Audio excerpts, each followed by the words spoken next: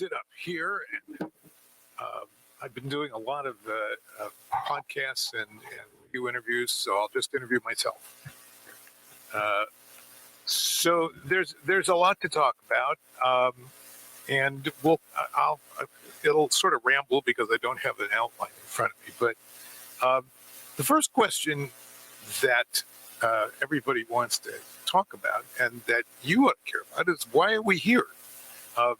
What is it about Jekyll and Hyde that matters? Why would you turn out on? It's not going to rain. It never rains in San Diego, right? But why do we care about this book? A book that came out in 1886. I think of it as a modern myth. There are not very many. There's some great myths that were born in the 19th century. Happens that I've written books about most of them. Dracula, Frankenstein, Sherlock Holmes, and Jekyll and Hyde. And something is mythic about it that makes it endure. It's endured as a book. People are still actually reading it. But it's also endured on the stage and on the screen and in popular culture. And why? What is it about this story that grabs our attention? I think all of us are Jekyll and Hyde in some respects. And for those who have not read the book, you'll be surprised to find that the book is quite different from the movie versions. This is not a story about a hero who gets done in by having pursued science a little too far. That, for example, is often the story of Frankenstein, which is, again, a misinterpretation of that story. This is a story about really an everyman. He's a doctor. He has some darkness in his past that is left ambiguous in the book. Was he indulging in prostitutes when he was younger? Was he engaging in homosexuality, illegal at the time, of course, and very hush-hush stuff in Victorian England? We don't know. We do know that he talks a little bit about his past, his dark past, things that he regrets having done when he was young. He's become a better person now, but he's still got that darkness inside. And he's been experimenting with the idea that if he can separate the good part of himself and the bad part of himself, that it'll be easier to be good. And that's the story in a nutshell. But this is a detective story as well. It's not just a story about a man. It's a story. It's a murder mystery. We start out with very quickly in the book. We start out with the murder of Sir Danvers Carew, a man walking the street late at night, by a mysterious figure, and we have a detective in the form of a lawyer, Gabriel Utterson, who is Dr. Jekyll's lawyer, and who is trying to figure out what's going on here. And the ending, of course, we now know the secret, but the ending was a great shock to readers. That the ending, when you find out that Jekyll and Hyde are the same person. This is the great revelation of the book. If you haven't read it, I'm sorry if you've never heard of it before. I just spoiled it, but oh well. And one of the things that really impressed me about the book in the time I spent with it was how meticulously Stevenson builds up the mystery. That there are clues, there are suggestions, and once you know the secret and you go back and you read the book a second time, you'll see that, of course, it explains this and that and this and that. All of those things that were mysterious as they happen in the book. And so it really is, in many ways, a classical mystery plot. But the revelation was a great shock to the readers. And I think the message quickly got distorted. the book very rapidly was turned into a stage drama. This was very common in England, where the author had to have separate copyright for the stage play, so anybody could make a play.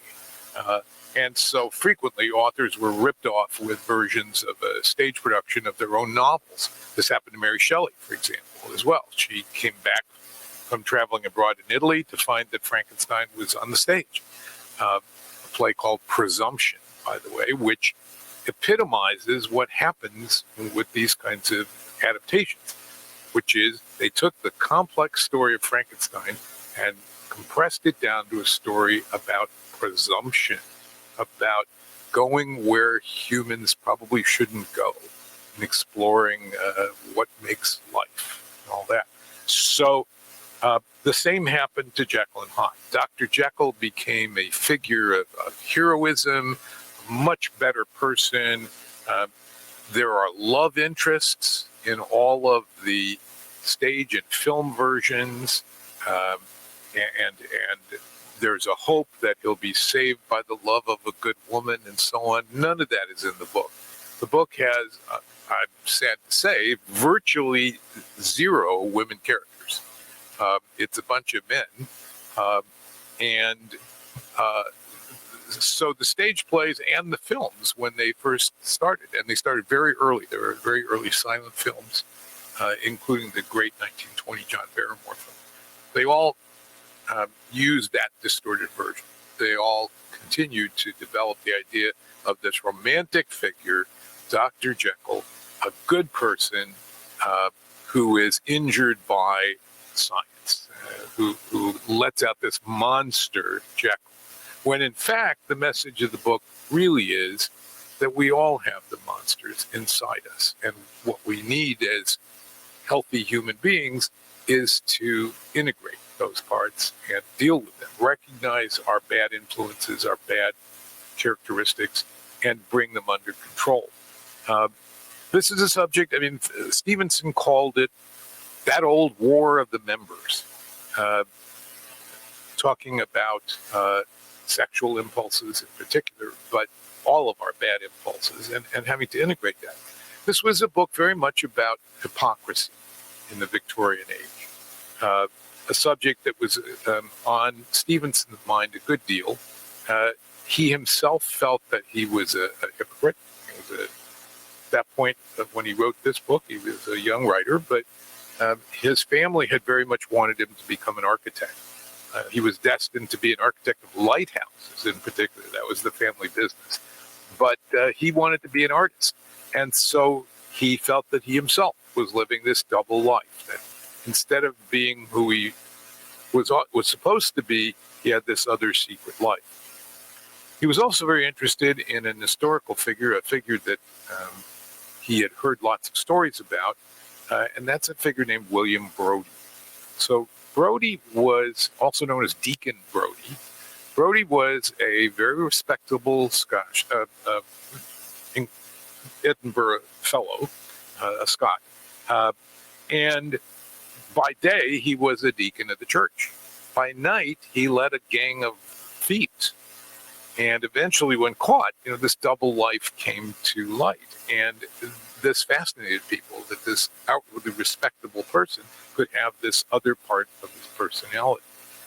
Stevenson was so interested in it that he and his friend William Henley wrote a stage play about Brodie called Deacon Brodie.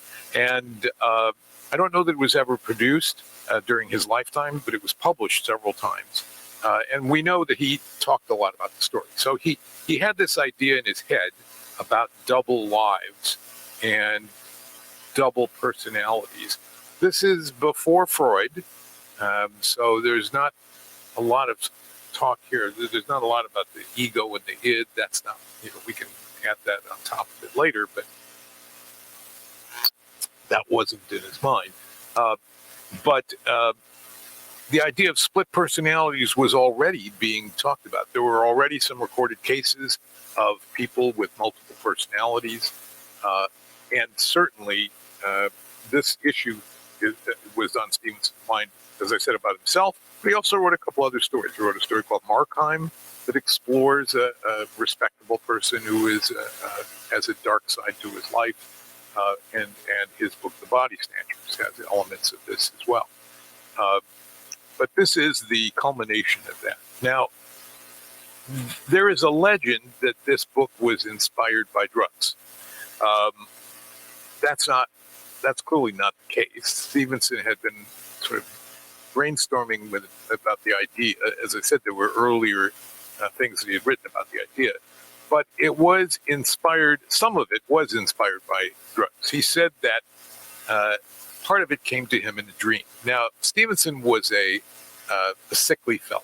He had respiratory issues all his life, and like most Victorians, therefore, that meant he took a lot of cocaine-based drugs, because that's what you could get at the local pharmacy. That's what everybody took. Remember, this is a time when mothers are giving laudanum to their children because they can't sleep well. They're having colic, so they give them laudanum. Laudanum being opium in solution. So these drugs were very casually used at that time. And so he had been taking this kind of medication, and he had a very vivid dream in which he dreamt, he said, the scene at the window where it's early in the book. Utterson and his friend Enfield are walking down the street. They see Jekyll standing at the window, and they begin talking to him when suddenly Jekyll is almost like yanked back from the window. And we find out much, much later what's happened. And this is that he's sort of involuntarily feels the changing into height.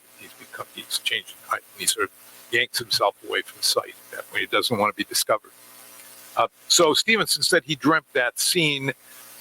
And then a good deal of the book, he said, was written by his brownies. This is his unconscious mind. I find that hard to believe because it's so carefully crafted. But he did write it at great speed. He produced the first draft in 3 days. And it's conceivable because this is not a long book. This is just a novella, as we would call it today. But he produced the draft within 3 days, and he showed it to his wife, and we think, it's not explicit, but we think that his wife hated it.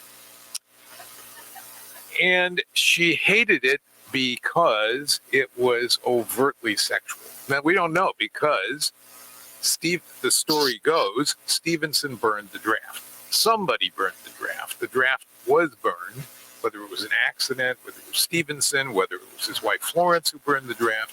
But in any event, he threw away that draft and he started over again, and he wrote a new version of the story. I think that what happened was she didn't like that it was overtly sexual as opposed to the resulting story, which is very ambiguous, allegorical.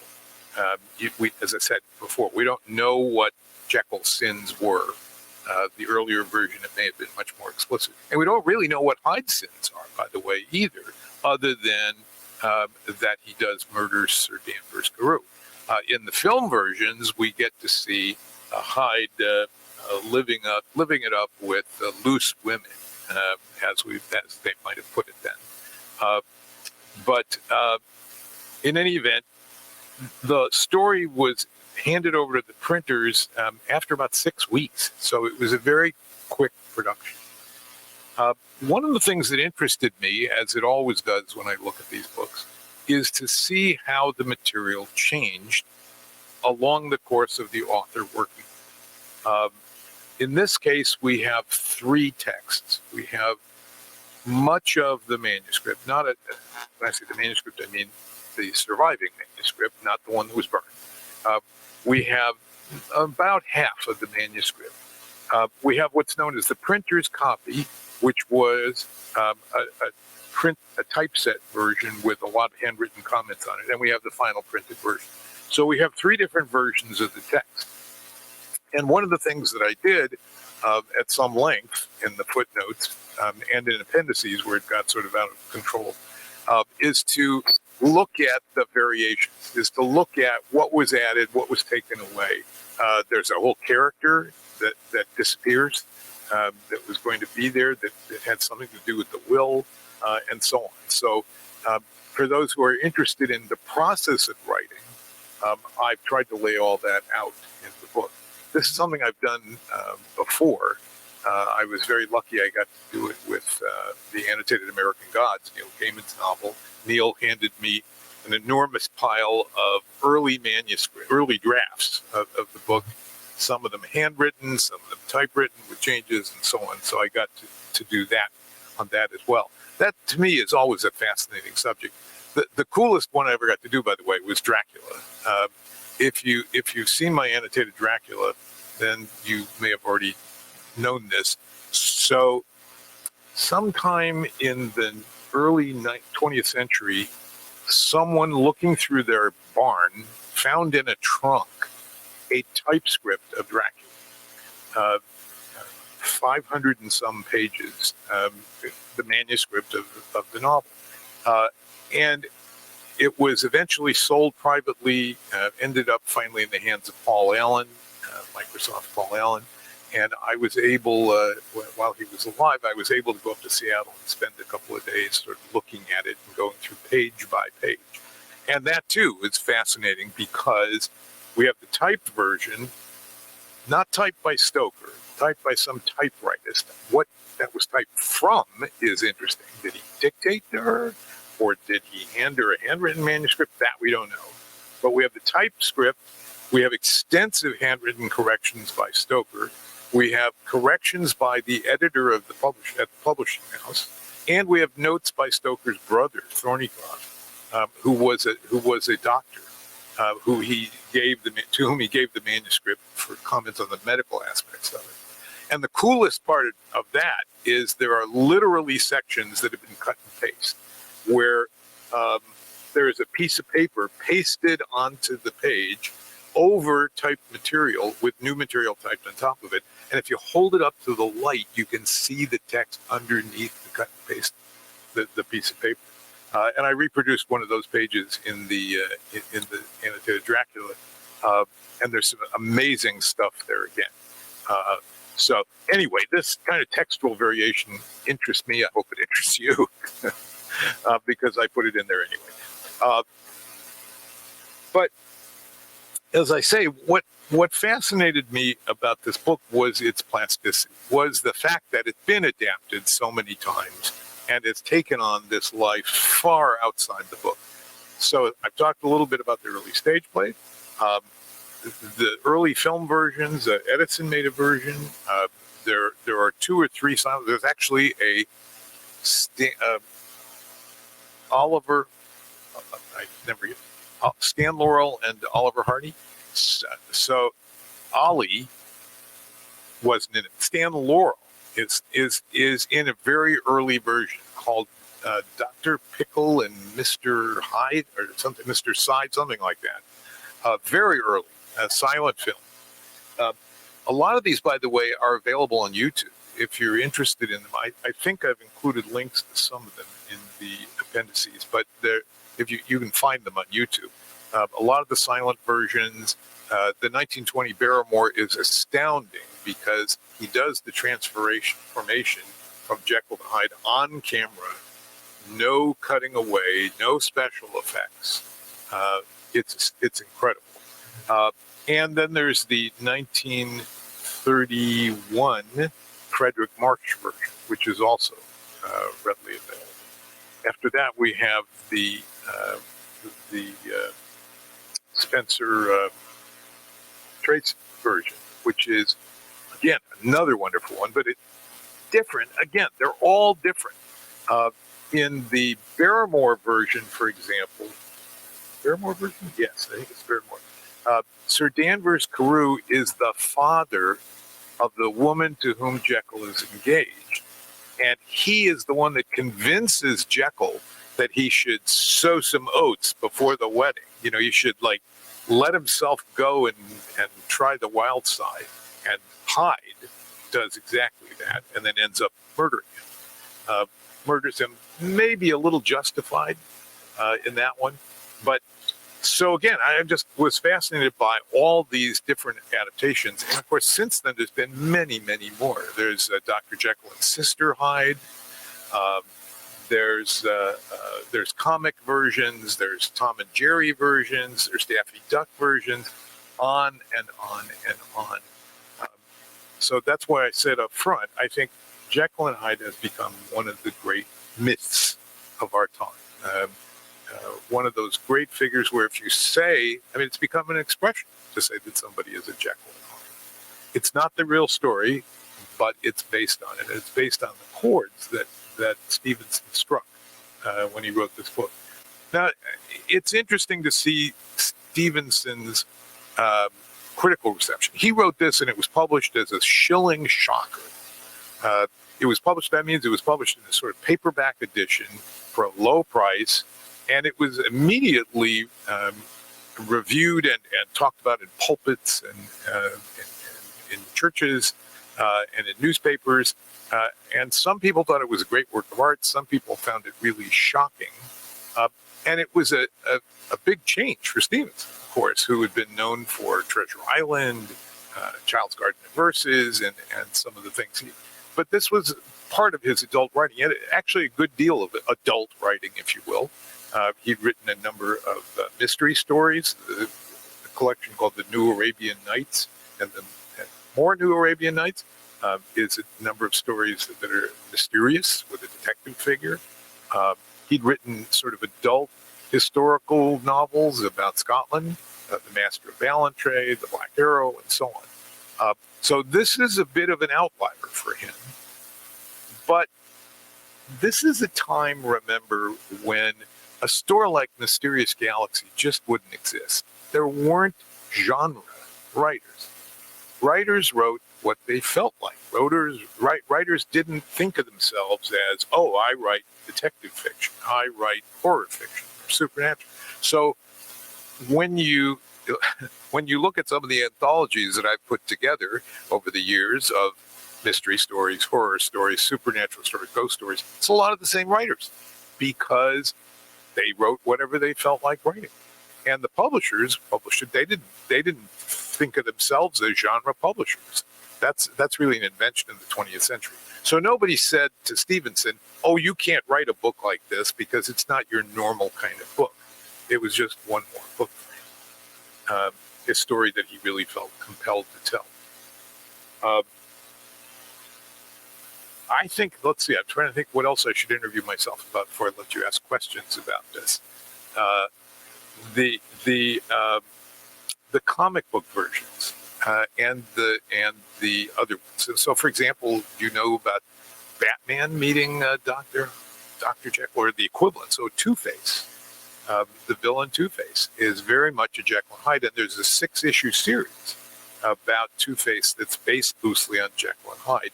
There's pictures of it in the book. It's called something like Batman and Mr. Hyde. And other versions that, so again, just demonstrating what I said about plasticity.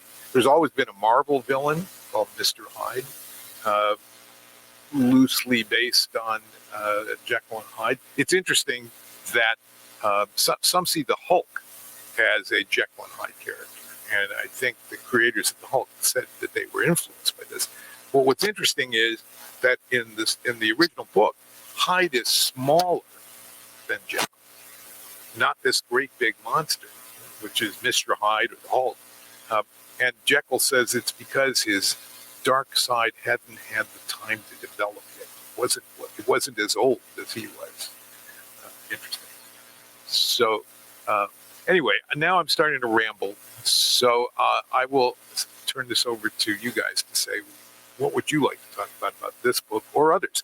One of the questions, by the way, that I'd love to hear your opinions about is, why were the Victorians so interested in monsters? Why do we have Frankenstein and Dracula and Jekyll and Hyde in the 19th century? What was going on? Was it in the water?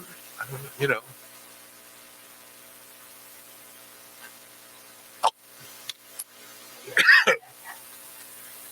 Well, my answer is that they were fascinated by monstrosity because it was such a conventionalized society with rigid rules about behavior and so on. And so monsters were outside society. And so writing about monsters gave them an opportunity to be critical of society and look at the flaws. So we all know, for example, that Frankenstein is not a book about a monster. It's a book about parenthood. It's a book about taking responsibility for your own creations, written by a woman who was raised without a mother, and her mother died when she was like 10 days old, and who had a strained, interesting relationship with her own father, who was sort of, today he would have been the kind of father who used flashcards a lot, sort of kept drooling her and giving her books to read and all that. And so it's very much a book about a creature looking for who doesn't have a mother, looking for a father figure, and the father refusing to step up to it. In fact, actually turning on the creation. But so that's just an example of how these books are sort of coded messages about society. Dracula is widely read as a book about outsiders, foreigners coming into England, invading England, those vampires coming to take our women, you know, and so it was a chance to explore that. Jekyll and Hyde, as I said, is very much a book about Victorian hypocrisy, but monsters make it easier to talk about. So, okay, I asked myself another question. I cheated. So now it's your turn. Yes.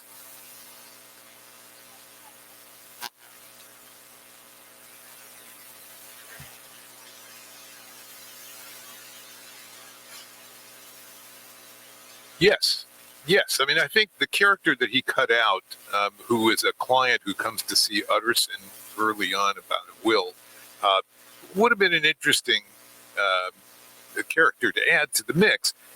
It's not essential. I mean, it wasn't a stupid mistake. It sort of trims down the story, compresses it a bit, but it wasn't. He wasn't going in the wrong direction, I think. But no, I think each draft clearly did improve it, and some of it was word choices, some of it was some slight rearrangement of scenes, but not much. It pretty much stayed in the same order the whole time. The same. There was not a lot of heavy editing in that sense. And you know, it comes about. It's almost journalistic in style. You've got point of view of Utterson. So Utterson, as I said, the lawyer detective who is doing the investigating, and then you have two sort of confessions at the end. You have the confession of Dr. Lanyon, who is the one who gets Jekyll some more of the drugs that he needs. By the way, it's very much a book about addiction as well. Joe Hill's introduction is fascinating in talking about addictive behavior and how all addicts really are people with two characters, two personalities.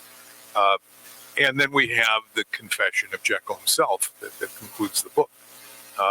So it's got those shifting points of view, and Stevenson did not change those in the various versions.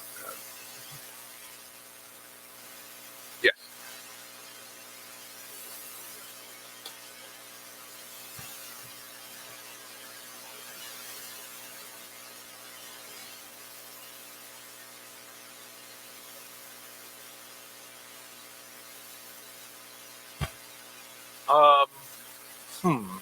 That's a good question. I'm trying to think of other examples of twist endings where it's sort of. I mean, remember, this is a time when it's early in the development of detective fiction. So it really is one of the first examples of that kind of a sort of big reveal. The mystery novel really comes into existence in the middle of the 1860s. So this is a little bit later, where you have three examples. You have Emmy Braden's Trail of the Serpent, you have the Notting Hill murder mystery, and you have the first American mystery novel, The Dead Letter by Seeley Register. All of that, well, Trail of the Serpent is a little more like Caleb Williams.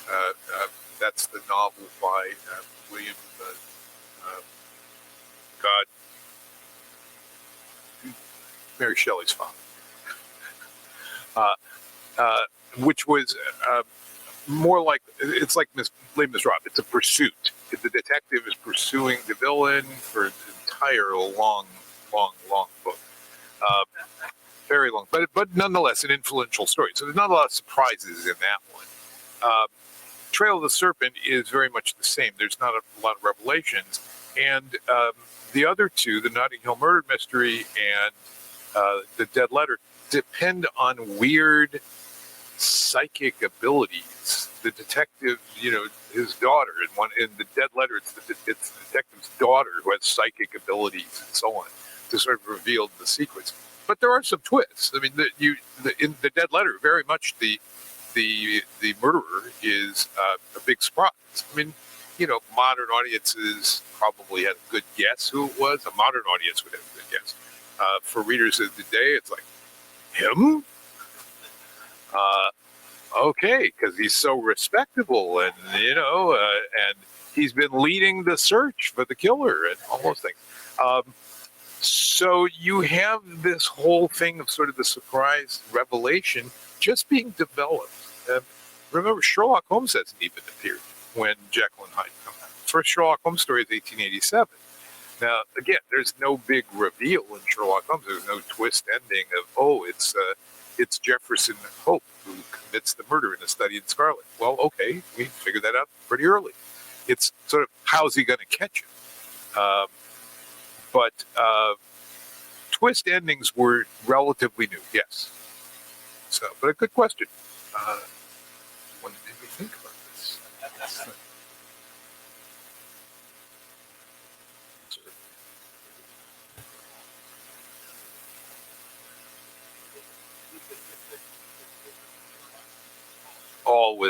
Always. First of all, every book. I mean, several friends asked me. My friend Peter Blau, in particular, who always wants to put my books into his newsletter, the Sherlock Holmes newsletter. Is there anything Sherlockian in the book? Yes, there's a footnote somewhere in there about Sherlock Holmes did this and compare it to that, because I can't help myself. So is your question, do I continue to write about Sherlock Holmes? Absolutely. Absolutely. I mean, first of all, I've been very fortunate to be the technical advisor for 5 Sherlock Holmes films now, one of which was never produced, but they paid me anyway. The newest one is the Enola Holmes 2, which comes out in just 2 weeks, I think. And I'm excited for you guys to see it. I thought it was very cool. And the director got me really involved in the script and let me help him figure out how to handle certain things. So there's always that sort of stuff. And I continue to write the occasional article. I generally try and write at least 1 or 2 articles every year about something Sherlockian. If for no other selfish reason than I have a string of articles appearing in the Baker Street Journal that goes back to the late 1990s, and I don't want to break it. It's like I've had an article in there every year since 1997. And so even if it's just a letter about some little tiny point, I will do that.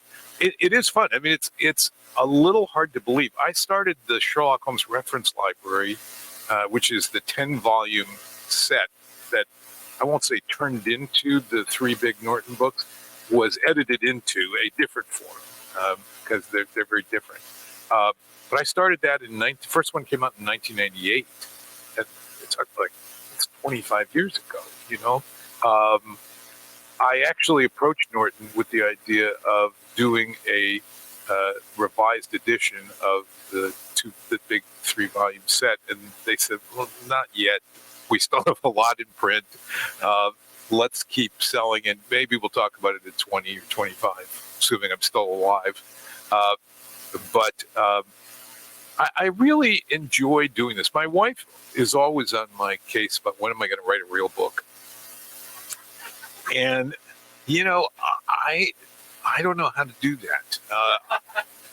I'm intimidated by, I tried it once. I actually said, I have an idea for a novel, and I'm going to sit down and do it. And I did the most important thing you can do as a writer, which is I finished it. It's not very good, needs a lot of work. but it was a fascinating experience. It was a horrifying experience in part because that blank page just staring at you saying, okay, what's next? Whereas with the other kinds of books that I've done, the annotated books and the anthologies, it's easy. I know how to do that. It's annotation, it's there. I just drop a lot of footnotes on things. And so I'm always looking for new projects for annotation. So I don't know if you know that. So I co-edited the Haunted Library of Horror Classics. I hope you have some of the titles here at the store. This is my friend Eric Guignard and I did this for the Horror Writers Association.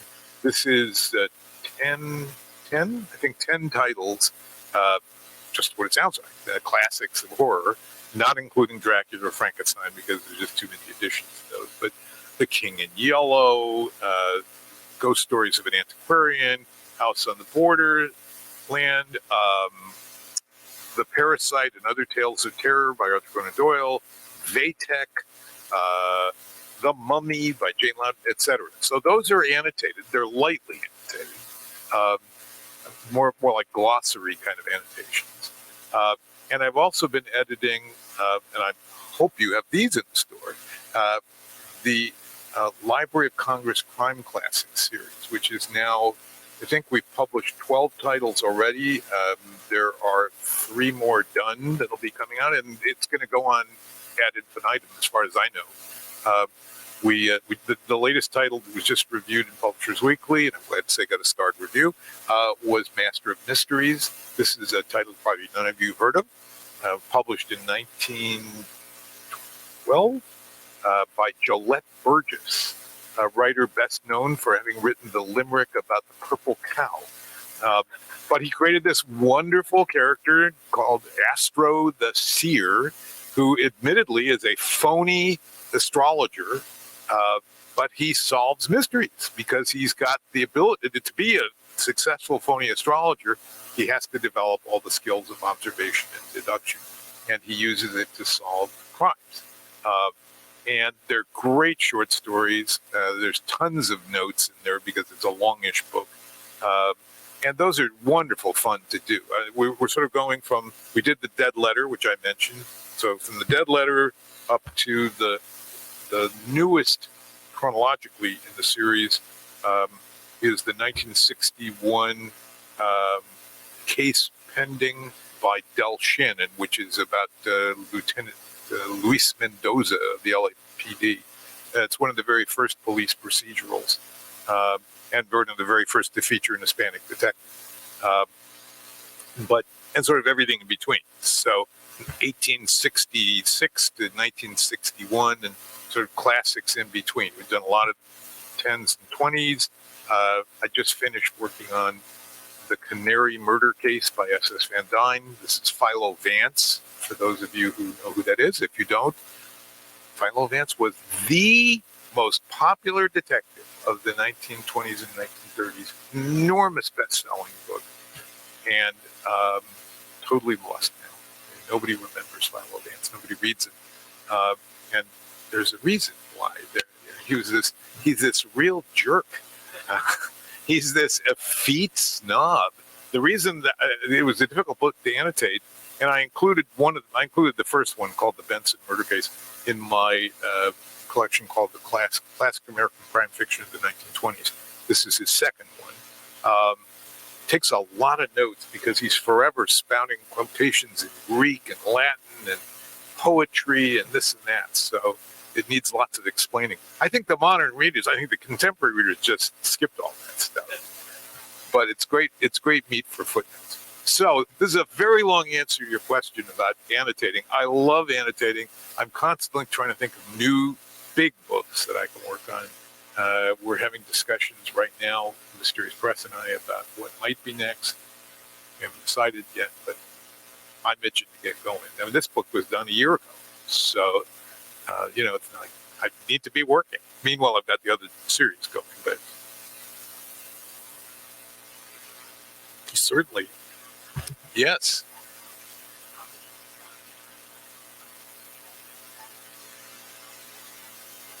Sometimes, but sometimes it's total accident.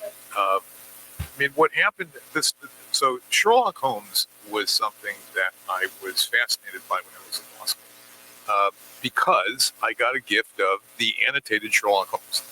If you haven't seen that book, 2 volumes by William S. Baring-Gould, came out in 1968, and was the standard in the field for 30 years. And I fantasized that someday maybe I'd get to be the person who would update that book. And in the mid-90s, I decided, you know what, I'm just going to do it. And I started writing what turned out to be the Sherlock Holmes Reference Library. And then Norton came to me in 2002 and said, we'd like you to edit a new version of the old Baring-Gould book, because we hear you're already doing this. And so when I finished that, I had enjoyed the process so much that I went to Norton and I said, well, so my next book is going to be Dracula. And they said what I should have known they were going to say. They said, oh.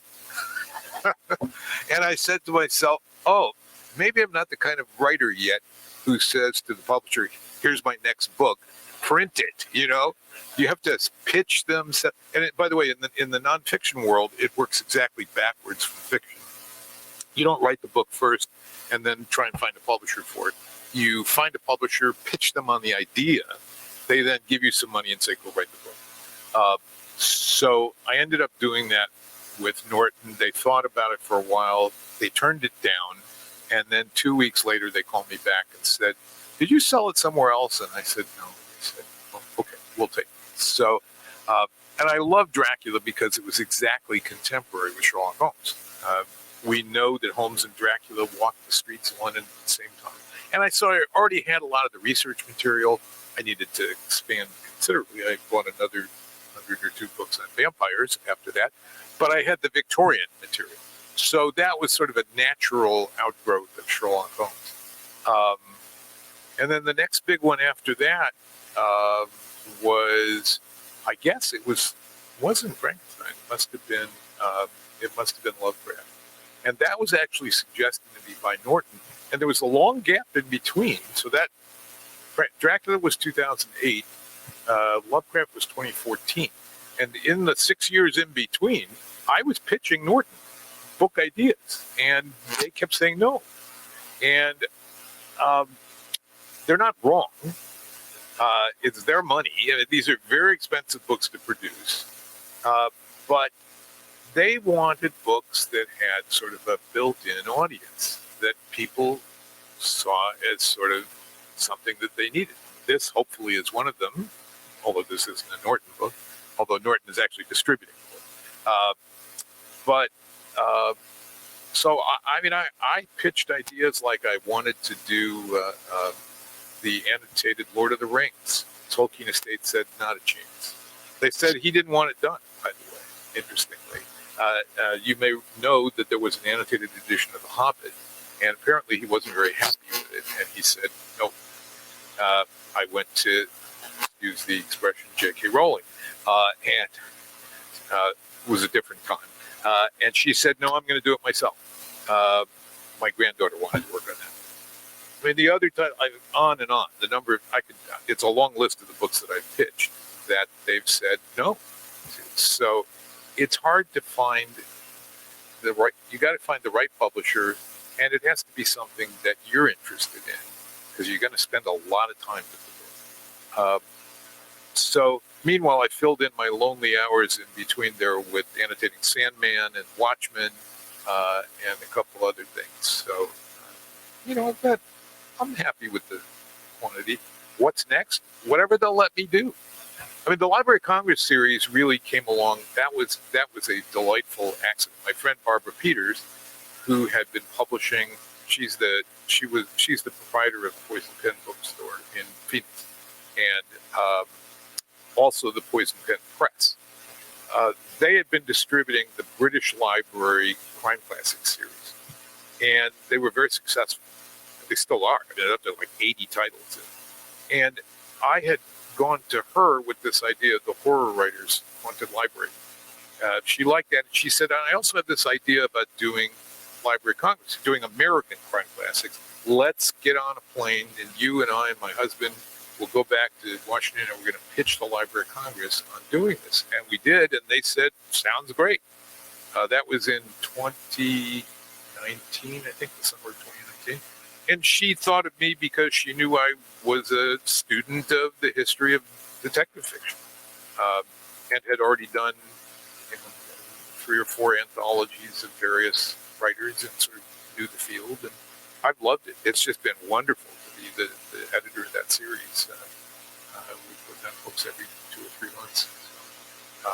But so, yeah, lucky accident. So I look back now and I say, there are now literally 75 books that have my name on the spine that I've edited over the years. Some of them were easy. Some of them were, 2-3 year journals. For somebody said, yeah, it took you 37 years to write it. Yeah, that's probably true.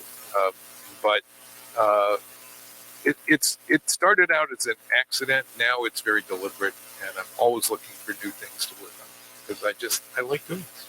It's not going to pay the bills. I'm a lawyer during the day, but this is a lot of fun. Yes.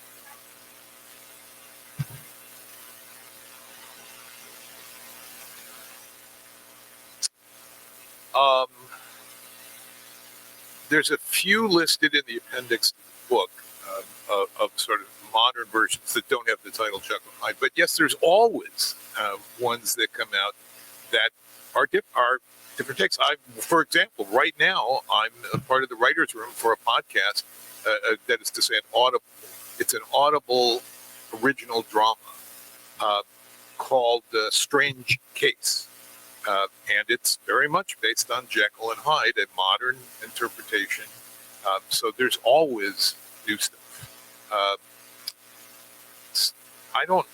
There's no specific one that I would mention. There's Jekyll and Hyde together again. That's a great, really silly one. But if you look up Jekyll and Hyde in the IMDb, you'll be astounded at how many there are. I've listed most of them in the appendix. Yes.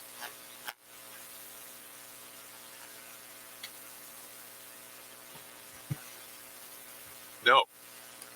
Deductions. I'm a tax lawyer. I do tax and estate planning work, and so detail kind of work is something that I've always done and enjoyed. I enjoyed the craft of writing. I was an English major in college, but my first wife said to me, "You're not going to be like an English teacher or something, are you?" I said, "Well, I hadn't really thought about it," but she said, "Why don't you go to law school?" "Oh, law school, that sounds interesting." So went to law school, loved it, and never looked back. So there is a certain crossover. I think one of the things that I've learned from watching Friends, and I have a lot of writer friends at this point, is that lawyers and journalists, you'll never hear them talk about writer's block when they're talking about their writing. Because, I can't tell a client, hey, I can't get your work done because I have writer's block. You just do it and then redo it, but you just get it done. So I think there is a natural tendency for lawyers to want to do something. Besides, it can be a bit of a joyless job sometimes. I mean, I like my job a lot because I deal with people a lot. The estate planning side is very people oriented. But it's nice to have that. This is an inside secret. If you ask most lawyers, they will say, practicing law would be great. It would be even better if we didn't have to deal with clients. So writing is that.